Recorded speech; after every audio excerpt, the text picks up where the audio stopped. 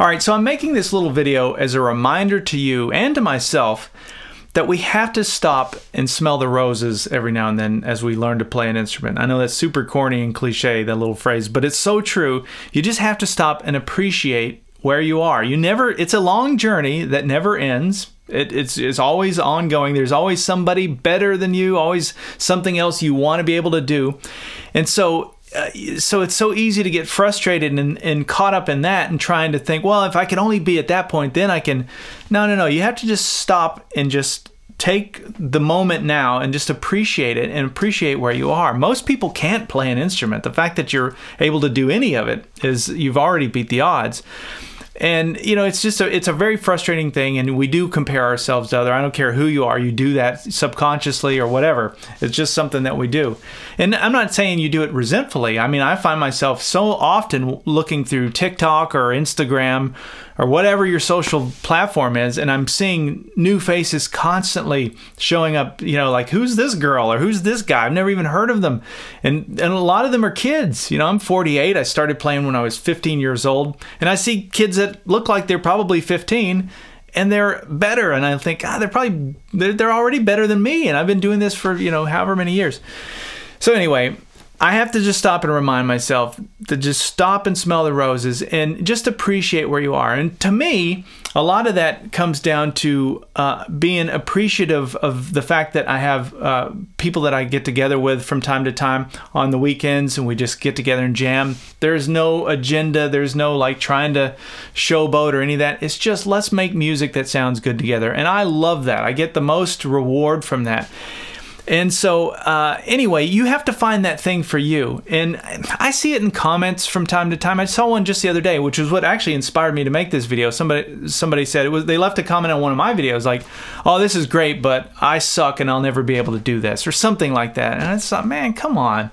Like, you know, you can't look at it like that. It isn't a deal where if you can't do this one thing, you suck. You know, there are people that have figured out very cleverly how to just make noise with feedback and looping, and you may not have the greatest like left-right hand synchronization or the speed, and so you have to kind of channel your creative juices into other areas. Let me just use myself as an example on that one.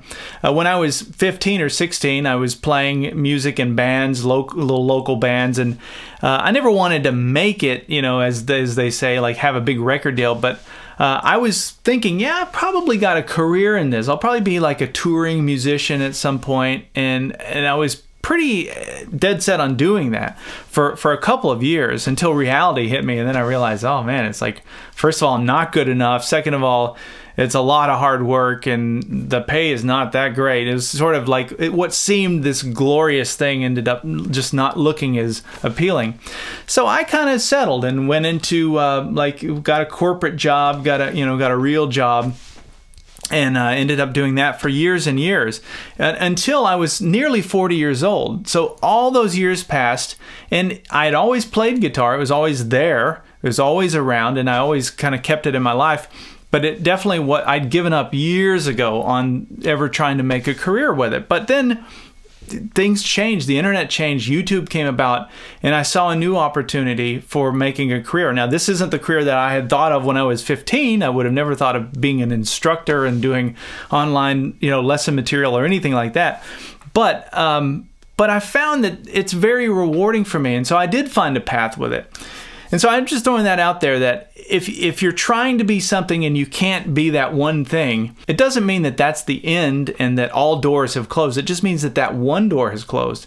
So you just have to look around. There's other doors out there. If you can't do that one thing that's frustrating you, that's all right. Channel that energy into something else. Even though I'm not the fastest player and I don't have the best synchronization between my hands, I am pretty good at coming up with melodies and keeping it slow and keeping it simple.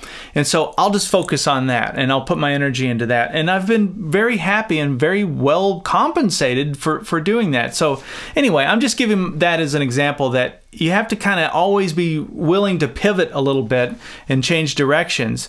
If you want it bad enough, you'll do that. But don't just see a closed door as being sort of like, oh, I can't do this, therefore I suck. Nah, you can't think that way. So just remember to stop, smell the roses from time to time. It's a good thing to do. Appreciate where you are. And if you can find a group of musicians to play with, I'm telling you, there's nothing better than that. It's like the most rewarding thing.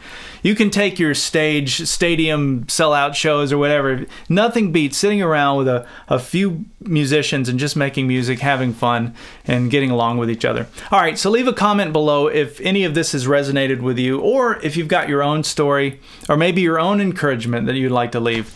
Somebody's going to be scrolling through the comments and they're going to see your comment, and it may be the exact thing that they needed to hear. All right, we'll see you in the next video.